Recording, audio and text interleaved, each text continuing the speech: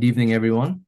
Welcome to a very special media spotlight featuring New York's very own, one of the founding fathers of FLM, manager DraftKings, and 2021 rookie sensation, manager Costco. Glad you guys are here tonight. How are you?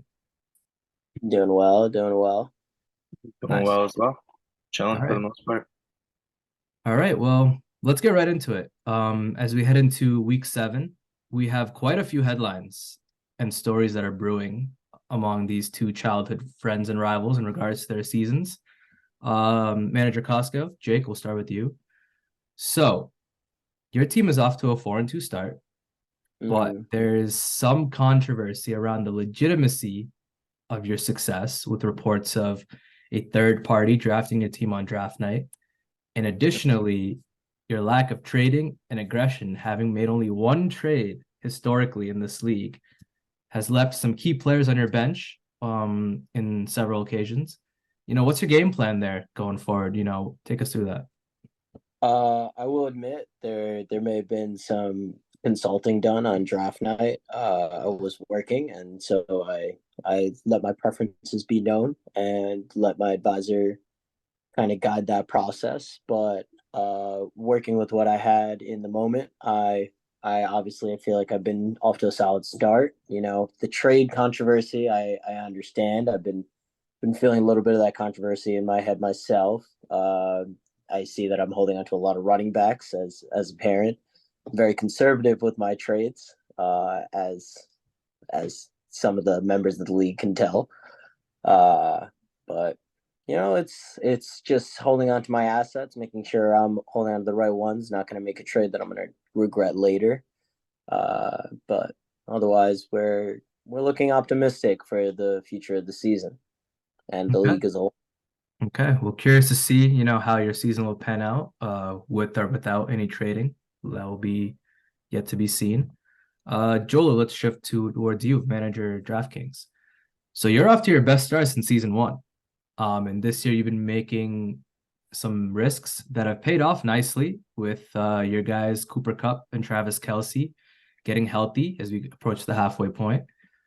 So was that a predetermined strategy to buy low with their injuries? Because we were all well aware of their injuries going into draft night. Was that something you wanted to do regardless, or was that, kind of in the moment on the spot?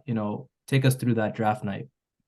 I mean, albeit my plan was based off of what Ishan was gonna do with picks 2 and 3. Whatever he went with, I got stuck with whatever was left, and Travis Kelce fell to me.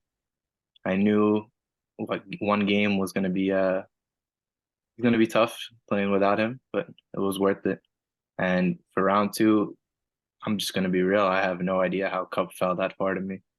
Yeah, he's on IR, but when you think long term for like the rest of the season, that's one of the two best, or not two best, probably top 5 receiver in the league. So I think just having those two available to me and just have them quote unquote fall into my lap kind of worked out. And I just went from there. Team started with Kelce and built my team around him. Yeah, no, for sure.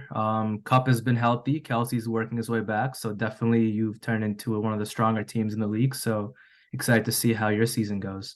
Also want my redemption for again getting ranked as the worst drafted team. So Yeah, we will actually more to come from that. We'll get into that later. But back to you, Manager Costco. In a neck and neck Earth division with no records below 500, what's your vision for, how the season will play out in that division, and where do you currently see yourself among those three approaching the halfway point of the year? Uh, I mean, honestly, I'm thinking that it shouldn't be too hard to beat the other players in my division. I'm trying to Oh, aim for the top three, top, okay. if not the top itself. So, all I'm looking to do is, take a look at my team, try and obviously I need some upgrades in the wide receiver core. But after that, I feel like my team is one of the better ones out there. I'm not too worried. I think that I may maybe even make a Cinderella run this year. So hopes are high. Yeah, no, definitely some bold claims coming from your side, given that, manager Petronas is off to a great start this year as well. So curious to see, how they'll battle out. And then Yeah, manager Beth Israel isn't no push off either. So it's gonna be a bloodbath. So excited to see how that's gonna turn out. yeah. Confidence is key, though. Yeah, confidence is key. Trading is key as well. Yeah, yeah. We're getting there. We're getting there. All right. So back to you, manager DraftKings. Um, Based on what you mentioned earlier, with your role as a founding father in the league, do you feel disrespected with, having only one finals appearance, no playoff appearances since season one, and no awards to your name? And, given what you just said earlier too, you were also ranked as the worst drafted team. Describe your emotions this season. I mean, emotions are emotions. They come and they go. They can't dictate how a team is supposed to play at the end of the day. Albeit my first year, I had one of the best teams. I made it to the finals. It was a good run. But after that, I mean, injuries could play a part. Players playing bad is a part. You can't really control all that at the end of the day. But this year took a little risk at the end of the day, right?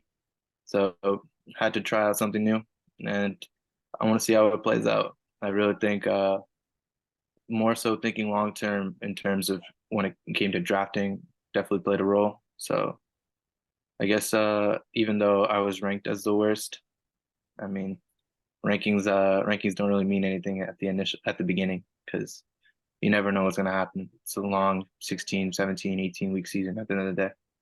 Can't control that stuff. So regardless of how I feel, it doesn't really matter. It's about how my players feel and how they want to perform. So No, for sure. Definitely good mindset to have. And I think that's shown given that you are 2 games out above 500, starting at 4-2. So see how that goes.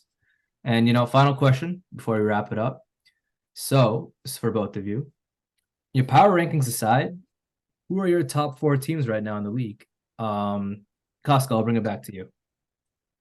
Oh, that's a tough one. I mean, I did clown on my division a little bit, but I think the other two guys in my division are definitely two of the top.